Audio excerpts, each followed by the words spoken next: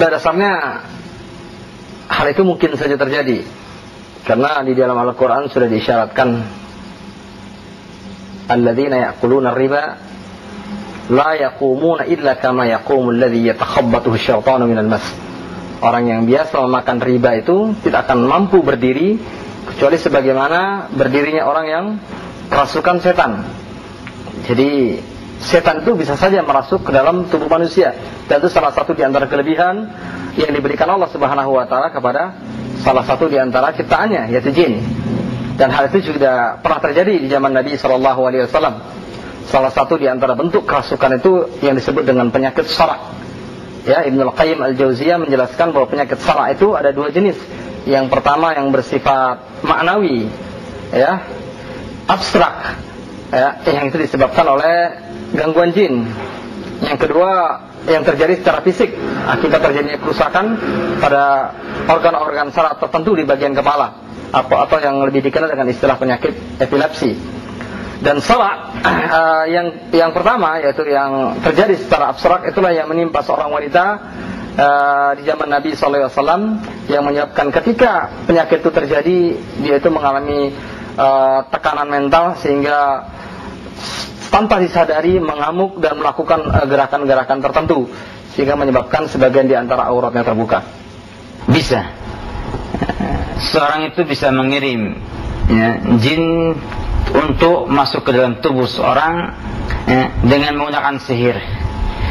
Dan ini telah terjadi pada banyak kejadian. Bahkan Rasulullah pun pernah disihir oleh seorang Yahudi, sehingga memungkinkan sekali seorang itu mengirim santet atau yang lainnya, ya.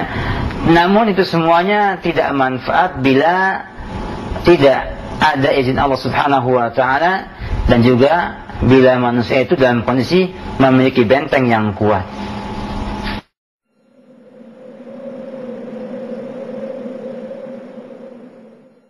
Untuk menjaga diri kita daripada jin diperlukan banyak langkah, ya.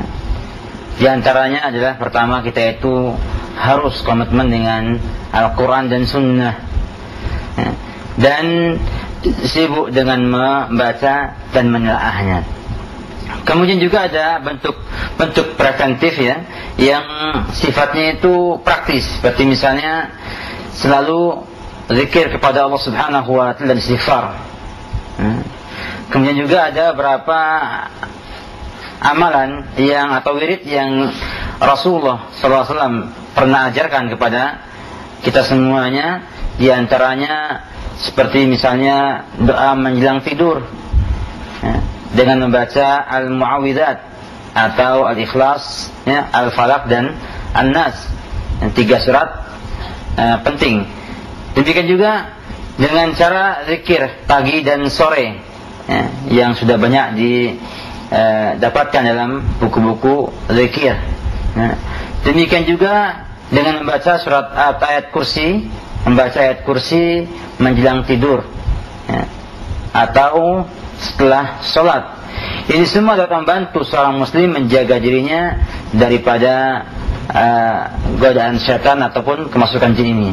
Jadi paling tidak adalah kita senantiasa ingat dan zikir kepada Allah serta memperbanyak istighfar. Upaya memelihara diri dari bahaya santet, sihir dan sejenisnya adalah upaya memelihara diri dari gangguan setan. Karena sebagaimana telah disebutkan tadi, setan itu kadang-kadang mengganggu manusia itu dengan keinginan sendiri, karena dia memang ingin mengganggu, ingin menyesatkan manusia. Tapi terkadang-kadang dengan permintaan dari orang lain, dari sesama manusia. Cara memelihara diri dari gangguan jin tersebut, ya tentunya dengan membaca ayat-ayat yang ditakuti oleh jin. Di antaranya adalah Qul a'udzu birabbin nas, Qul a'udzu birabbil falaq, atau membaca surat Al-Baqarah sebagaimana telah disebutkan sebelumnya, bahwa setan itu tidak akan masuk ke rumah, ya, apabila di situ dibaca surat Al-Baqarah. Dan hal lain yang harus dilakukan oleh seorang mukmin apabila dia ingin dirinya selamat daripada gangguan-gangguan jin dan sejenisnya, gangguan santet dan sejenisnya, adalah membekali diri dengan ilmu, ya, membekali diri dengan keyakinan yang benar, serta membekali dirinya dengan ibadah, ya, karena seorang mukmin yang rajin beribadah kepada Allah Subhanahu wa taala, dekat dengan Allah Subhanahu wa taala, niscaya akan lebih mendapatkan perlindungan dari Allah Subhanahu wa taala dari gangguan jin tersebut. Namun hal yang perlu ditegaskan bahwa tidak setiap orang yang dekat kepada Allah itu berarti secara mutlak tidak akan mungkin mendapatkan gangguan. Ini sebuah keyakinan yang mungkin tidak dibenarkan, ya. Karena Nabi SAW adalah orang yang paling dekat kepada Allah, tapi ternyata beliau juga mendapatkan gangguan dari setan. Beliau pernah tersihir, bahkan beliau pernah mendapatkan gangguan dari jin ifrit saat beliau sedang salat. Namun hal yang perlu diyakini seorang mukmin bahwa apapun yang dilakukan oleh jin dan setan untuk mengganggu seorang muslim tidak akan bisa memberikan bahaya apa-apa, ya, dalam arti yang sesungguhnya.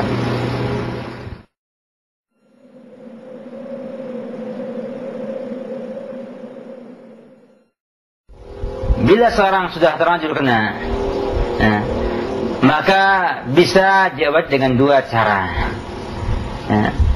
dan sebaiknya dibuat dengan dua cara ini. Yang pertama dengan cara obat-obatan, yang kedua dengan cara ruqyah, dengan cara ruqyah atau jampi-jampi yang sudah ada dengan Al-Quran. Misalnya kalau yang sifatnya adalah bukan ruqyah, dengan cara memakan korma ajwa 7 butir sebelum makan dan minum bangun tidur. Ini juga bisa membantu mengobati sakit tersebut. Namun yang banyak faedahnya dan banyak dilakukan oleh para ulama adalah dengan cara ruqyah. Dibacakan ayat-ayat suci Al-Quran kepada orang yang terkena sakit tersebut. Dan bila dia mampu untuk membaca Quran sendiri, maka lebih utama dia meruqyah dirinya sendiri.